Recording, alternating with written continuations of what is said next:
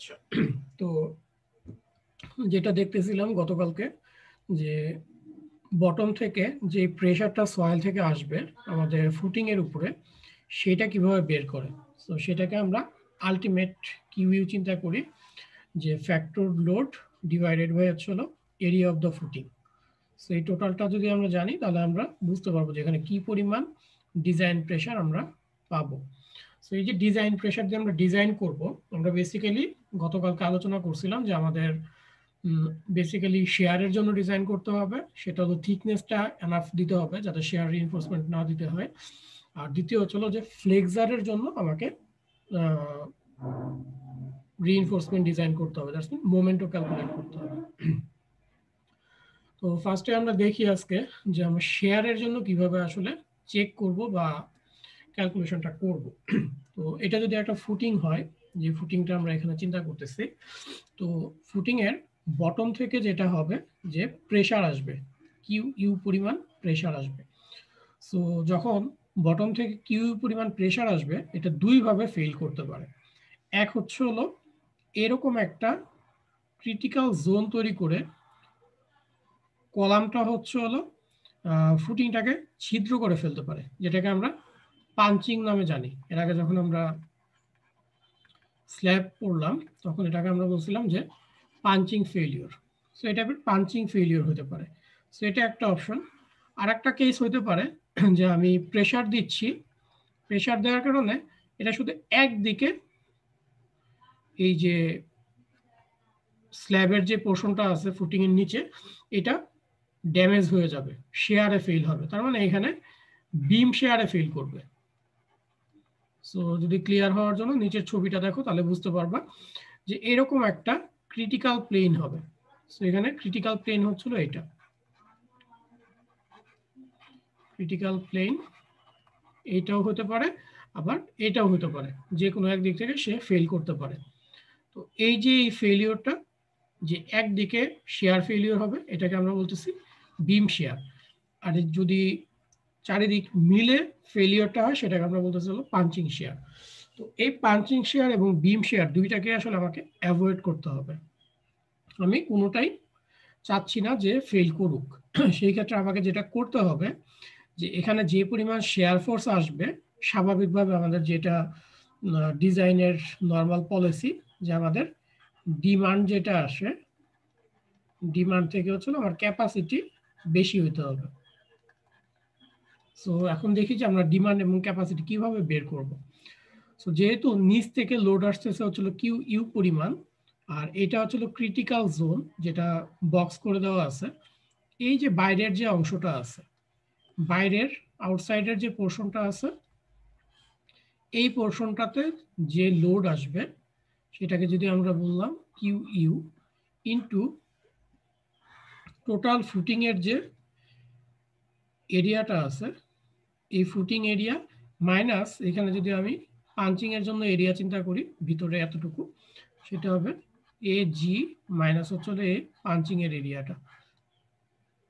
তাহলে এটাই হচ্ছিল আমার জন্য ডিমান্ড, যে কি পরিমাণ লোড এখানে আসবে বা শেয়ার ফোর্স কি পরিমাণ আসবে, এটা আমরা বের করতে পারবো।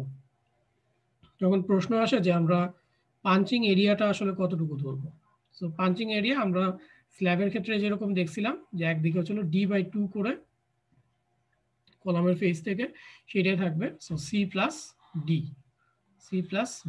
সো দুই দিকে D/2 করে টোটাল হলো D। So column dimension plus হচ্ছে হলো D, এটা হচ্ছে হলো আমাদের পাঞ্চিং এরিয়ার ডাইমেনশন। আচ্ছা, এখন এই পাঞ্চিং এরিয়ার ক্যাপাসিটি কত হবে, এটা ওই আগের মতোই স্ল্যাবের যে ডেফিনেশন দেখছিলাম যে 4 × 5 × √/fc × B0D। সো B0টা হচ্ছে হলো আমার এই পুরো পেরিমিটার যেটা আছে সেটা। সো B0 আমাদের ক্ষেত্রে যদি এটা একটা স্কোয়ার শেপের হয়, যেহেতু C+D বলা আছে, 4 × C+D হলো টোটাল পেরিমিটারটা।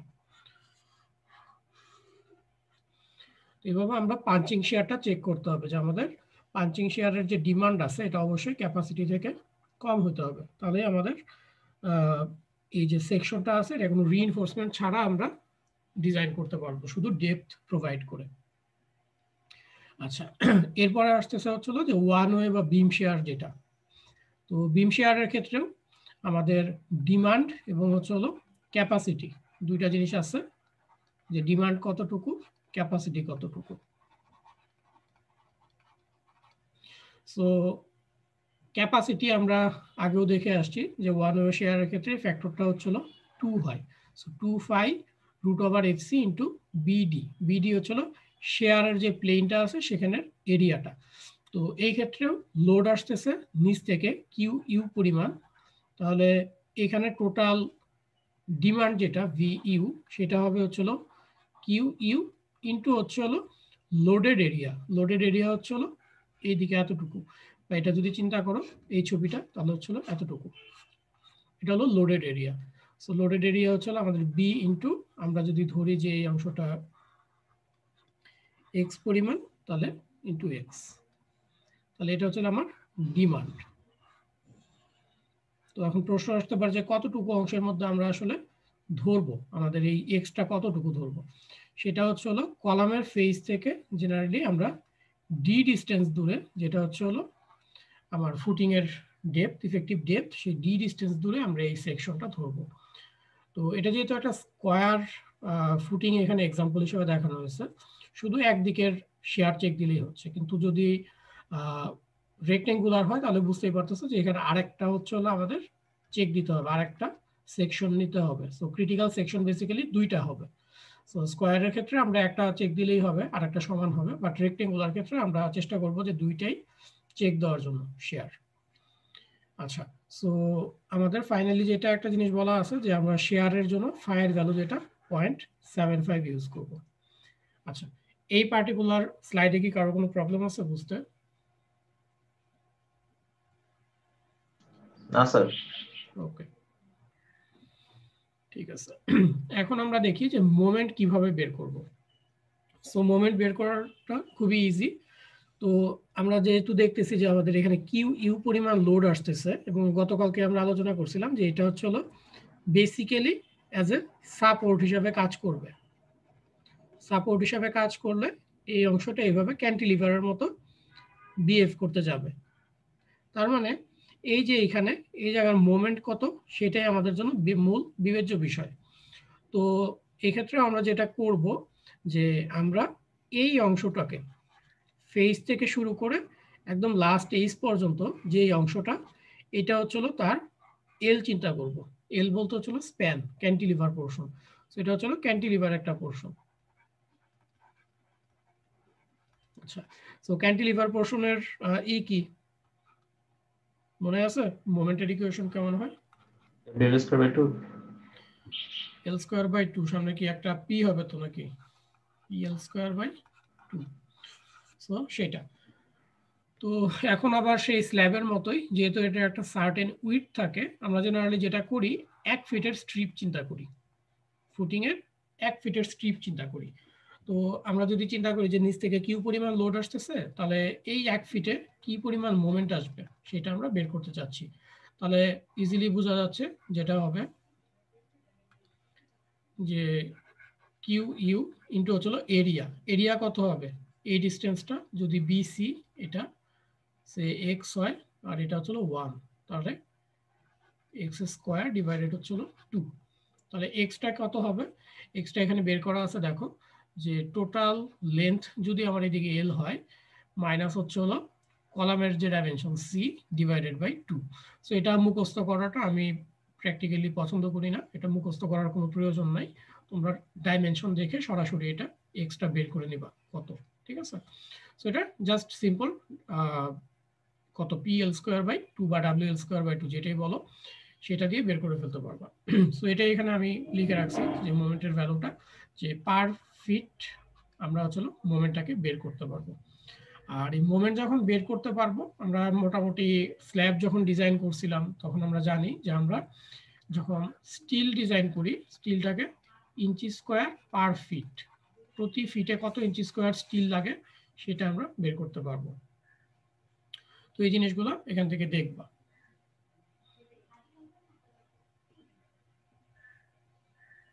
আচ্ছা, এরপরে যেই টপিকসটা আছে সেটা হলো রেক্টেঙ্গুলার ফুটিং, ঠিক আছে? তো এটা আমি আপাতত স্কিপ করতেছি। আমি ফার্স্টে স্কোয়ার ফুটিংটা তোমাদেরকে আজকে অঙ্কটা করাই, নেক্সট ক্লাসে যখন রেক্টেঙ্গুলার ফুটিং করাবো তখন আমি এই টপিকসটা নিয়ে কথা বলবো। সো এখন আপাতত এটা আমি স্কিপ করতেছি। আচ্ছা, সো প্রথমে আমরা যেটা দেখবো আজকে, যে একটা স্কোয়ার ফুটিং যদি আমাদের থাকে সেটাকে আমরা কিভাবে ডিজাইন করব।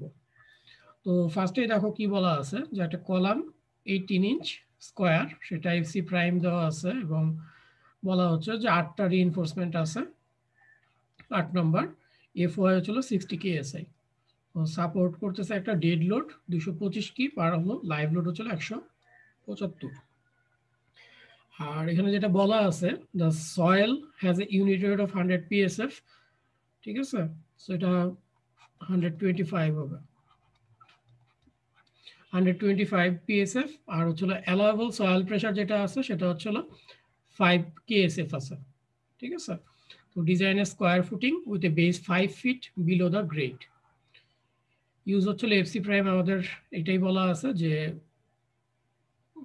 ফুটিং এর ক্ষেত্রে যেটা এফসি হচ্ছিল 4 কেএসআই আর এফও হচ্ছিল 60 কেএসআই। সেম ম্যাটেরিয়াল প্রপার্টিজ বলা আছে, কলামে যা ইউজ করবো সেটা আমরা ইউজ করব। আচ্ছা, এখন আমাদেরকে বেসিক্যালি এটাকে ডিজাইন করতে হবে স্কোয়ার ফুটিংটাকে।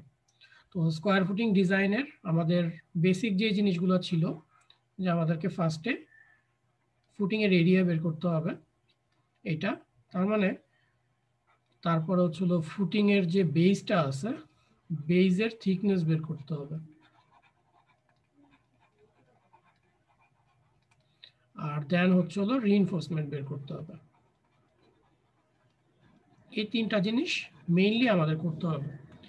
তো আমরা একটা একটা করে দেখি এখন কিভাবে করব।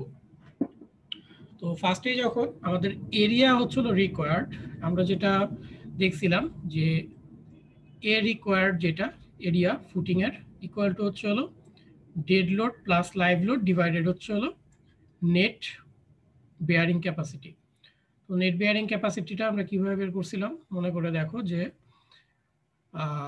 কিউ অ্যালায়েবল নিচে যেটা আছে কিউ অ্যালায়েবল মাইনাস হচ্ছে হলো 5 ইন্টু 125, এটা হচ্ছে হলো যত ফিট এখানে সয়েলের ডেপথ আছে সেটার প্রেশারটা আমরা মাইনাস করছিলাম। সো 5, আর এটা হচ্ছে হলো 125 পিএসএফ।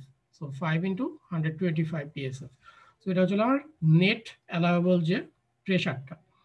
আর উপরে হচ্ছে হলো আমাদের টোটাল লোড, এবং এটা অবশ্যই সার্ভিস লোড হবে। তো সো সার্ভিস লোড বলতে আনফ্যাক্টরড লোড। সো আনফ্যাক্টরড লোড আমাদের 225 আর হচ্ছে 175। সো হ্যাঁ বলো স্যার, একটা জিনিস আমি ভুলে গেছি স্যার, এটা সার্ভিস লোড জানি আমরা কেন দেই আনফ্যাক্টরড?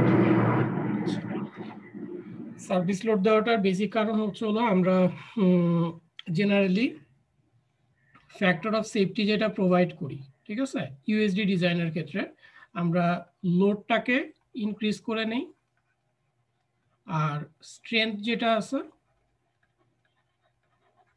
সেটাকে ডিক্রিজ করি। সো আমরা এইভাবে আসলে ইউএসডি ডিজাইনে তোমার ফ্যাক্টর অফ সেফটিটা প্রোভাইড করি। কিন্তু সয়েল মেকানিক্সে আমরা যখন ফ্যাক্টর অফ সেফটিটা প্রোভাইড করি, আমরা জেনারেলি হচ্ছিল স্ট্রেংথটাকে অনেক বেশি রিডিউস করে নেই।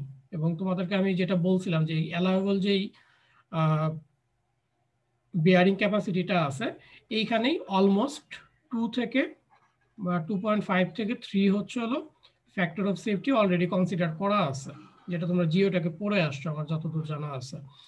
সো এইখানেই ফ্যাক্টর অফ সেফটি প্রায় 2 থেকে 2.5 পর্যন্ত, 2.5 থেকে 3 পর্যন্ত আছে। সো এডিশনাল আর ফ্যাক্টর অফ সেফটি আমরা এখানে দেই না, এই জন্য আনফ্যাক্টরড লোড হিসাবে আমরা চিন্তা করি এটাকে, ঠিক আছে? তো আমাদের এখান থেকে এরিয়া রিকোয়ার্ড যেটা সেটা আমরা বের করতে পারবো যে 91.4 ফিট স্কোয়ার। আচ্ছা, যেহেতু আমাদেরকে বলা আছে যে একটা স্কোয়ার ফুটিং আমাদের ডিজাইন করতে হবে, সো সেই ক্ষেত্রে আমরা এরিয়া যদি জানি তার এক সাইডের লেন্থ আমরা ইজিলি বের করতে পারবো অ্যারাউন্ড 9.56, এবং আমরা ধরে নিলাম এটা হচ্ছিল 10 ফিট। আচ্ছা, সো এই যে 10 ফিট ধরে নিলাম, এটা হচ্ছে হলো এই বেস যেটা আছে বেসের এল এদিকে হচ্ছিল 10 ফিট হবে, আর এটার পারপেন্ডিকুলার ডিরেকশনে এদিকে হচ্ছিল বি যদি চিন্তা করি সেটাও 10 ফিট হবে। তাহলে এটা বেসের এরিয়াটা আমি মোটামুটি ডিজাইন করতে পারলাম। সো প্রথম যে কাজটা সেটা মোটামুটি হয়ে গেছে। আচ্ছা, সো এখন আমাকে যেটা করতে হবে, যেটা তো এরিয়া বের করলাম, এখন আমাকে যে আলটিমেট কতটুকু সয়েল প্রেশার এটার উপরে কাজ করবে আরসিসি ডিজাইনের জন্য সেটা বের করব। সো সেটা হচ্ছিল ফ্যাক্টরড হবে কিউ ইউটা। সো কিউ ইউটা হবে হচ্ছিল 1.2 ইন্টু ডেড লোড আর 1.6 ইন্টু লাইভ লোড। এটা হলো টোটাল লোড ডিভাইডেড হচ্ছিল যে এরিয়াটা আমরা এখন ধরতেছি। সো আমরা 10/10 ধরতেছি, সো 10 স্কোয়ার, তাহলে 5.5 কেএসএফ হচ্ছিল আমার ভার্টিক্যালি যে সয়েল প্রেশারটা আসতেছে এই সয়েল প্রেশারটা।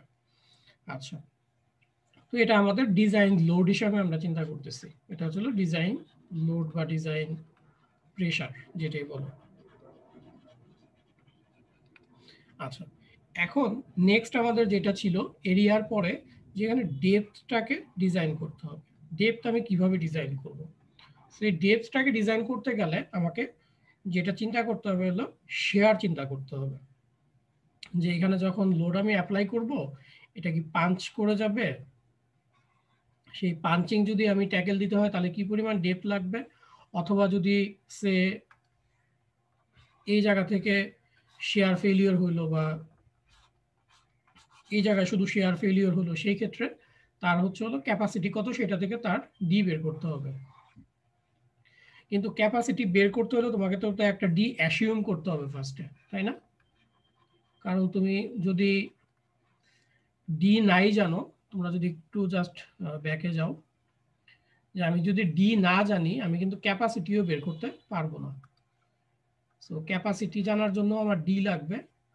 সো আমি যেটা করব একটা ডি অ্যাসিউম করে নিতে হবে ফার্স্টে ফুটিং এর জন্য, যে কত ডেপথ আমি অ্যাসিউম করব। এখন সেটা হলো একটা কনসার্নের ব্যাপার। তো ডি অ্যাসিউম করার জন্য জেনারেলি যেটা থার্মস রুল আছে সেটা হলো যে 2√ওভার এরিয়া অফ দ্য ফুটিং। তার মানে এখানে এরিয়া আমরা যেটা বের করলাম 10 ফিট স্কোয়ার সেটাই ইউজ করব, আর এটা হচ্ছে হলো ফিটে হবে, কিন্তু এটা হচ্ছে হলো ইঞ্চিতে হবে। এটা কিন্তু থাম্বস রুল, এটার কোনো থিওরিটিক্যাল ব্যাকগ্রাউন্ড নাই। তুমি যদি ডি ইকুয়াল টু কথার কথা যে 20 ইঞ্চি ধরো, কোনো সমস্যা নাই, ঠিক আছে? যে আমি ক্যালকুলেট করে 20 ইঞ্চি পাইছি, তুমি মনে করলো যে এমনি 20 ইঞ্চি ধরলা, বা তুমি ডি ধরলা হচ্ছে 25 ইঞ্চি, সে কোনো সমস্যা নাই। এটা জাস্ট একটা থাম্বস রুল যে 2 ইন্টু √ওভার এ, এটা হচ্ছে ফিট স্কোয়ারে থাকবে এবং যে ভ্যালুটা আসে সেটাকে ইঞ্চি হিসাবে আমরা ধরি, ঠিক আছে? সো এটা হচ্ছে থাম্বস রুল। তো এই থাম্বস রুলের সাথে কি তোমরা পরিচিত সবাই? হ্যাঁ স্যার। সো যখন হচ্ছে তুমি বিমের ডেপথ ধরো, বিমের তো একটা ইনিশিয়াল ডেপথ ধরতে হয় না ক্রস সেকশনের জন্য? এটা কিভাবে ধরে বলতে পারবো?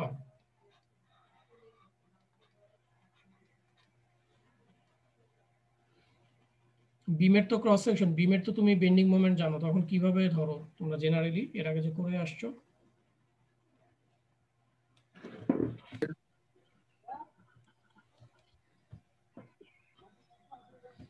কিভাবে ধরছো মনে নাই? স্যার উইথের দ্বিগুণ মনে হয় ধরছিলাম সম্ভবত, ঠিক জানো না। উইথ তো তুমি জানো না, তো ক্রস সেকশন ফুলি ধরবা। যাই হোক, এগুলো হচ্ছে মানে কিছু প্র্যাকটিসিং থাম্বস রুল আছে।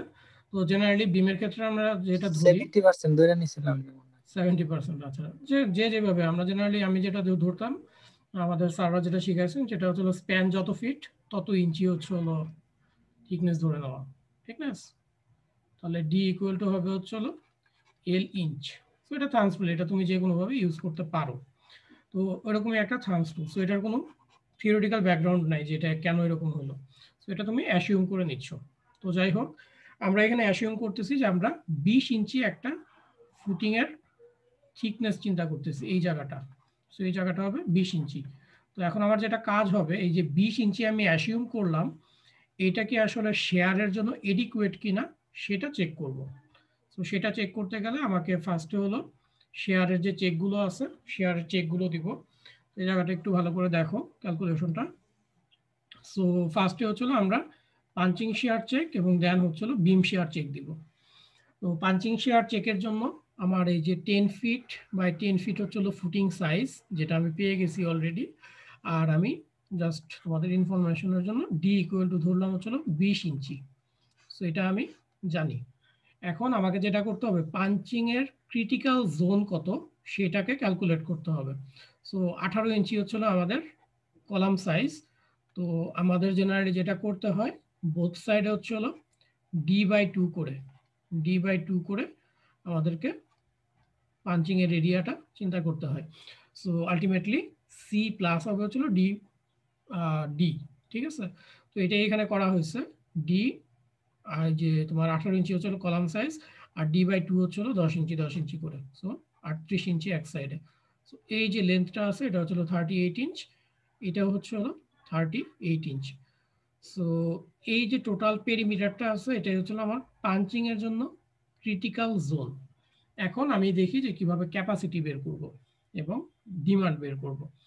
সো আমাদের কিউ ইউ ছিল হচ্ছে হলো 5.5 KSF, যেটা আমরা আগের স্লাইডে বের করে আসলাম যে আপওয়ার্ড প্রেসার কত।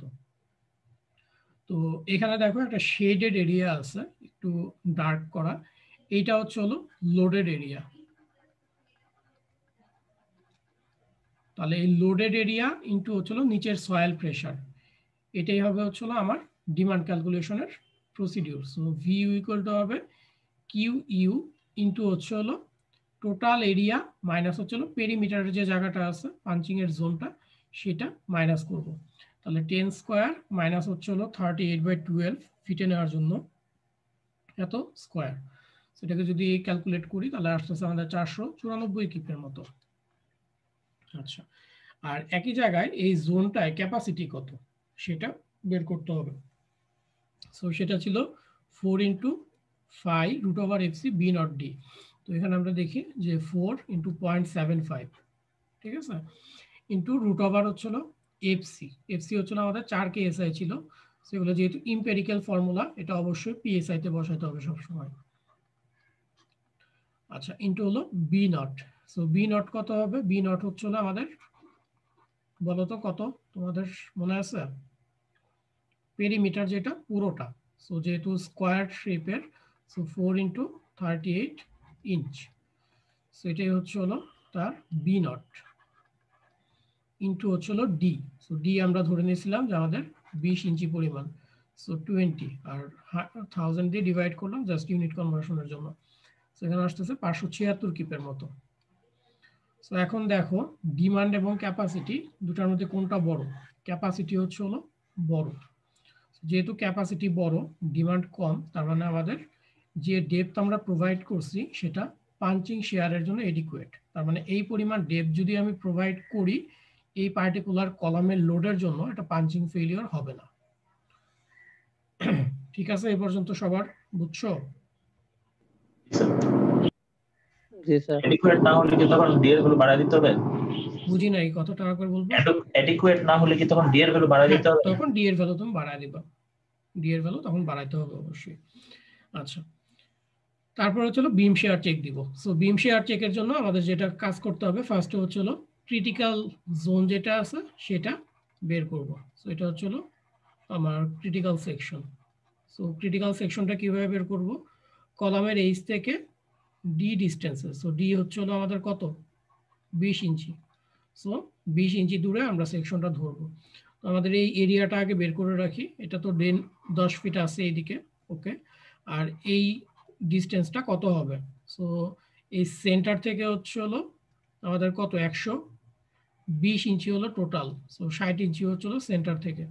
সো 60 ইঞ্চ মাইনাস হলো কলামের 9 inch, half of the column. আর এদিকে ডি হচ্ছে 20। সো 60 মাইনাস 9 মাইনাস হচ্ছে 20, সো 31 ইঞ্চ। সো এটা হচ্ছে আমাদের 31 ইঞ্চ। তাহলে এখানে ক্রিটিক্যাল জোন যেটা, জোনের এরিয়াটা হচ্ছে আমাদের 120 ইঞ্চি ইন্টু হচ্ছে 31 ইঞ্চ। ঠিক আছে, তাহলে আমরা এখন আপওয়ার্ড কতটুকু লোড কাজ করতেছে সেটা চিন্তা করব।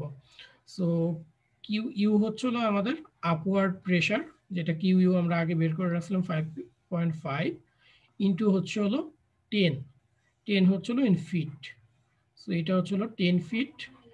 আর এইখানে উইডথ কতটুকু সেটা হলো 31 ইঞ্চি। সো এটাকে ফিটে কনভার্ট করে নিলাম।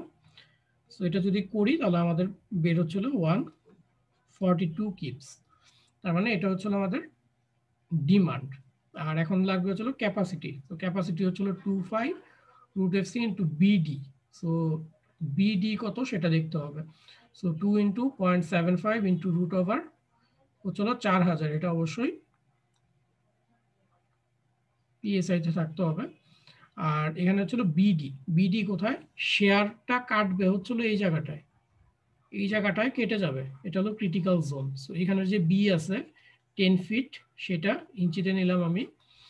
আর এখানে ডেপথ হচ্ছে হলো, আমি ধরে নিছি ডেপথ হচ্ছে হলো 20 ইঞ্চি থাকবে। সো ডেপথ হলো 20 ইঞ্চি। আর এই 1000 দিয়ে ভাগ দিলাম ইউনিট কনভার্সনের জন্য, পাউন্ডে আসবে generally. So 227 keep. So ultimately দেখো যে ডিমান্ড হচ্ছিল 142 কিপ আর ক্যাপাসিটি হচ্ছিল 227 কিপ। তার মানে আমরা যে 20 ইঞ্চি আছে সেটাকে আসলে ইচ্ছা করলে দিতে পারি, যে ডি আছে 20 ইঞ্চি এটাই। সো আমাদের বিম শেয়ারের জন্য এডিকুয়েট। এখন এইখানে একটা ইম্পর্টেন্ট জিনিস আছে, সেটা হলো যে দেখো এইখানে 576 আর হচ্ছে হলো 494। এটা ডিফারেন্সটা কি তোমার কাছে অনেক বেশি মনে হচ্ছে যে আমি ক্যাপাসিটি অনেক বেশি দিয়ে দিছি? এটা জাস্ট ডিসকাশনের জন্য, তোমাদের ফিলিংস কি? স্যার কিছুটা কিছুটা। সো এটা হচ্ছে 142, এটা হচ্ছে 227, অলমোস্ট ডাবলের থেকে একটু কম, 1.5 গুণ, তাই না? জি স্যার। সো তুমি যদি মনে করো যে না আমি আরো ট্রায়াল দিব, আমি ডি ইকুয়াল টু সে কথার কথা 18 ইঞ্চি দিব, ঠিক আছে? যদি ইকোনমিক্যাল করতে যাও কোনো একটা ডিজাইনকে, সেটা তুমি অবশ্যই করতে পারো। সো তুমি ডি যদি আবার ধরো 18 ইঞ্চি, 18 ইঞ্চি ধরে তুমি চেক দিতে পারো। চেক দিয়ে ওটা প্র্যাকটিক্যাল কাজে যখন তুমি করবা তখন সেটা তুমি করতে পারো। কিন্তু আমাদের এক্সামের জন্য বা এখন তোমাদের এক্সট্রা ট্রায়াল দেওয়ার দরকার নেই, ঠিক আছে? বাট যদি তুমি ইকোনমিক্যাল ডিজাইন চিন্তা করতে চাও তাহলে কিন্তু তুমি ডি আরো ইচ্ছা করলে হয়তো বা 2 ইঞ্চি বা 3 ইঞ্চি কমায় দিতে পারো। সো এটা অ্যাজ এ ডিজাইনার হিসাবে তোমার উপরে থাকবে যে তুমি কি এত কি বলবো যে লার্জ ক্যাপাসিটি রাখতে চাচ্ছ নাকি রাখতে চাচ্ছ না। কিন্তু এখানে আসলে ক্যাপাসিটির গ্যাপটা খুব বেশি না, ঠিক আছে? অলমোস্ট 80 কিপের মতো মাত্র। তো যাই হোক, এটা আমি তোমাদেরকে জাস্ট বললাম। হ্যাঁ বলো। ডি এর ভ্যালুটা ম্যাক্সিমাম কত পর্যন্ত ধরা যায়? ডি এর ভ্যালু ম্যাক্সিমাম এটা কোনো ওরকম রুলস নাই যে তুমি কত পর্যন্ত রাখতে পারবা। না স্যার, এটা না একটা স্যার ইফেক্ট আছে স্যার ম্যাটেরিয়ালের, যেমন কাস্টিং এর পর একটা। হ্যাঁ এটা বলতেছি। সো জেনারেলি আমরা যেটা করি যে তোমার ম্যাট ফাউন্ডেশন যেটা, ঠিক আছে, ম্যাট ফাউন্ডেশনটা কিন্তু অনেক ডেপথ পর্যন্ত হয়। সো এইটার জন্য তুমি যেটা বলতেছো যে টেম্পারেচারের কারণে যখন আমরা কনক্রিট ঢালাই করি তখন টেম্পারেচারের কারণে ভিতরে এক ধরনের টেম্পারেচার, যখন ভিতরের টেম্পারেচার এবং বাইরের টেম্পারেচার যখন ডিফারেন্সটা বেশি হয়ে যায় তখন ভিতর থেকে হচ্ছে তোমার কনক্রিটটা ক্র্যাক হতে থাকে, ঠিক আছে? তো এরকম 18 ইঞ্চি বা 20 ইঞ্চি এটা খুব একটা সমস্যা হয় না। তো জেনারেলি আমরা যেটা করি আর কি, যদি ডেপথ অনেক বেশি হয়ে যায়, ধরো 18 ইঞ্চি 20 ইঞ্চি হয়ে যায়, আমি তোমাদেরকে গতকালকে বলছি নাকি আমার খেয়াল নেই অবশ্য, যে যখন তুমি এরকম ফুটিং ডিজাইন করবা, ফুটিং ডিজাইনের ক্ষেত্রে আমরা একটা রিইনফোর্সমেন্ট দিই হচ্ছিল ফ্লেক্সারের জন্য, ঠিক আছে? অ্যাট দ্য সেম টাইম আর একটা রিইনফোর্সমেন্ট, এটা অপশনাল, দিতেও পারো। বাংলাদেশে আমি যতগুলো কনস্ট্রাকশন দেখছি, আমি অনেক জায়গায় দেখছি যে দেয় না। এখানে এক ধরনের মিনিমাম টেম্পারেচার রিইনফোর্সমেন্ট যেটা, সেটাও তুমি দিতে পারো, ঠিক আছে? সো তোমার ডেপথ নিয়ে যেটা ম্যাক্সিমামের চিন্তাটা, ওটা খুব একটা দরকার নাই। তুমি যদি মনে করো যে তোমার ডেপথ অনেক বেড়ে যাচ্ছে তখন তুমি টেম্পারেচার রিইনফোর্সমেন্টটা দিয়ে দিবা, ঠিক আছে, অ্যাজ এ ডিজাইনার হিসেবে। আচ্ছা, তো এটা গেল হচ্ছিল যে ডেপথ চেক দেওয়ার ব্যাপারটা। তো আমরা এখান থেকে ডেপথটা বের করলাম। আমাদের পার্টিকুলার অঙ্কের জন্য আমরা চিন্তা করলাম যে 20 ইঞ্চি যে ডেপথটা আমরা ধরে নিচ্ছি এটা ওকে আছে। নেক্সট আমাদের যে কাজটা হবে সেটা হচ্ছিল ফ্লেক্সারের জন্য ডিজাইন করা। তো ফ্লেক্সারের জন্য ডিজাইনটা কিভাবে করব? ফার্স্টে আমাকে যেটা করতে হবে যে আমার ক্রিটিক্যাল সেকশন কোথায় সেটা বের করে নিতে হবে। সো ক্রিটিক্যাল সেকশন হচ্ছে হলো এই যে কলাম আছে, কলামের এই যে, সো কলামের এই যে হচ্ছিল ম্যাক্সিমাম মোমেন্ট হবে আমরা ধরি। তো এই এল ইকুয়াল টু আমরা 51 ইঞ্চ বের করতে পারবো, কারণ আমাদের সেন্টার থেকে হচ্ছে হলো 60 ইঞ্চ আর কলামের এখানে যে হাফ আছে সেটা হচ্ছে হলো 9 ইঞ্চ। সো ইজিলি বোঝা যাচ্ছে এটা হচ্ছে হলো 51 ইঞ্চ। আর আমরা জেনারেলি যেটা করব, পার ফিটে চিন্তা করব, পার ফিট স্ট্রিপের জন্য কত আসবে। তাহলে মোমেন্টের ভ্যালু আসবে হচ্ছে হলো q you into l square by 2। So 5.5 into 51 inch হলো 4.25 ফিট ডিভাইডেড বাই হচ্ছে 2। তাহলে এত কিউব ফিট পার ফিট। এরপরে আমাদের যে রিইনফোর্সমেন্ট ডিজাইন, এটা মোটামুটি আগের মতোই। আমরা mu divided 0.9 fy d minus a by 2 যে ফর্মুলাটা জানি সেটা দিয়ে রিইনফোর্সমেন্টের ট্রায়াল দিব, এবং নিউট্রাল এক্সিস বলতেছি কম্প্রেশন জোনের যেই ডিস্টেন্সটা a সেটা দিয়ে আমরা যে কম্বাইন্ড ট্রায়ালটা দেই সেটা দিব। ফার্স্টে as বের করব, সেই as দিয়ে আমরা হচ্ছে হলো আমাদের কম্প্রেশন জোনের উইডথ যেটা সেটা বের করব, ডেপথটা, এবং সেটা দিয়ে সেকেন্ডার একটা ট্রায়াল দিয়ে আমরা রিইনফোর্সমেন্টটা পর্যন্ত বের করব। আচ্ছা, তো সেই রিইনফোর্সমেন্টটা আমাদের বের হচ্ছিল 0.56 ইঞ্চি স্কোয়ার পার ফিট।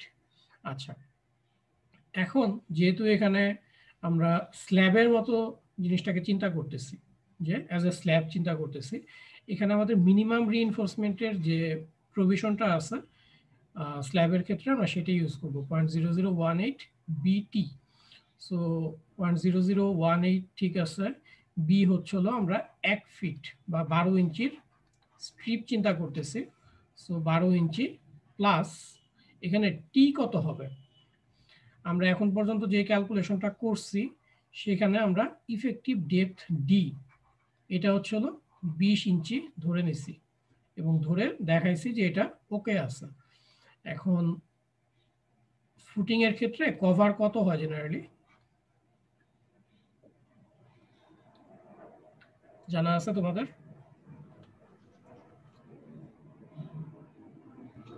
স্যার 3 ইঞ্চি, 2.5 ইঞ্চি না? 3 ইঞ্চি। আচ্ছা ঠিক আছে। বিম কলামে কত হয়? স্যার 1.5।